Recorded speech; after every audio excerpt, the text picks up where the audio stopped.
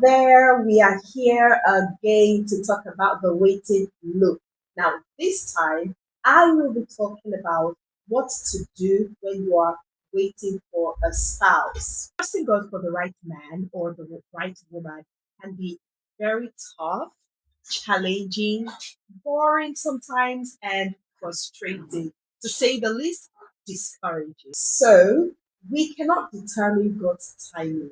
God can choose to come today, tomorrow, any minute, in the next 2 years. What we can rather do is to condition our mind to receive the blessing that we have been waiting. A lot of us are praying for so many miracles, so much breakthrough, but we are not even ready for the breakthrough that we are praying for. Sometimes when God finally answers these prayers, it comes as a surprise. It meets us unprepared. And that is why we are bringing this series your way to teach you what you need to do to be prepared enough for your blessing or your miracle. So, if you are a man and you're trusting God for the right spouse, come closer. Trusting God for the right spouse, like I said, can be very discouraging, but trust me, the process is worth waiting. So, what do you do as a man? The first thing to do is to understand women. Yes, understand women. So, while waiting for God to bring your dream damsel, your bride, your wife to you, in that waiting process, you need to try to understand women. For some of you, God is not the one keeping you waiting. You are the one keeping yourselves waiting because God has brought a lot of sisters, damsels, beauties your way, but you cannot just see the wife in them because of a mindset you have or a lack of understanding that you have. So it's important to learn how women operate. Learn the makeup of a woman, of course, not the physical aesthetics of the makeup, but the framework of a woman. Try to understand how women think, how they feel, the general mindset that women have. This understanding is going to upgrade your mindset so that when you see the woman you're looking for, you already have a prepared mind to welcome her. Number two, read books. Read books on marriage. Read books on relationship. What kind of marriage are you looking to have? Can you picture it? Can you see it? Now, you need to read books to sharpen your mindset towards marriage. This doesn't apply to just the men, it also applies to the women. For the women, you're trusting God for your dream husband. He must be tall, dark, handsome, rich, light skinned, whatever the preference is. It's important to have a great mindset towards men in general. For some of you sisters, you've seen a lot of men, but you haven't been able to get down to choosing the right one because you do not have the right mindset towards men.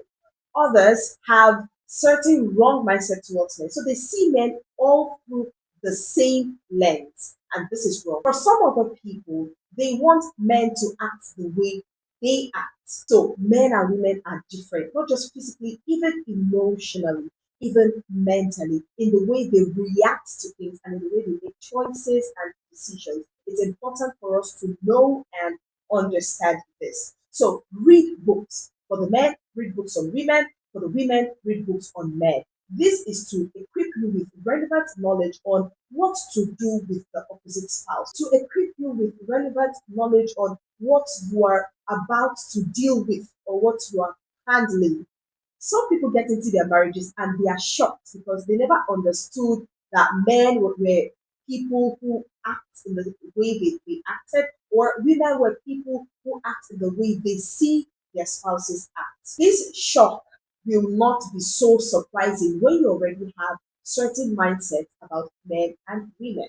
So update your mindset about men, update your mindset about women, read books on marriage and relationship. Try to understand the psychology of men and women. Number three, have a vision for yourself. How do you know if the man is compatible with you if you do not have a vision for yourself? By what standards will you be making that comparison?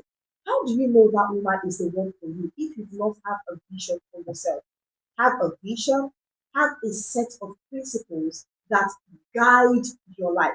Because when you meet your spouse or when you meet people, one of the acid tests to screening in order to know who the perfect one is the vision test. You need to place your vision on the table, place the other person's vision on the table, and do a comparison. Before talking about physical compatibility or even chemistry, you need to know if your vision is compatible with hers. It's important to know if where he is going is similar or same to where you are going.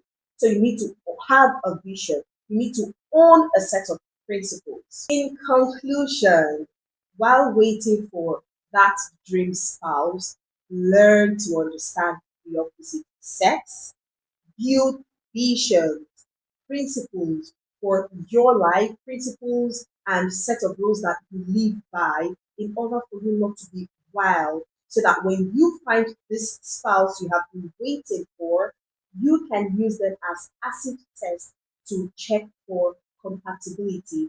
And lastly, read books. One thing reading does is that it broadens your horizon, it widens your mind so that you see the possibility of the positives. In our country today, in fact, in the world at large, we see the bad marriages being portrayed to the world and the good marriages are being hidden. There are good marriages, there still are good relationships, and they will be many, not few. So if you already have a negative mindset towards marriage, mindset like all men are cheats, you have to start on learning these mindsets. So that is a bonus for you. Unlearn negative mindsets. Mindsets like all women are materialistic.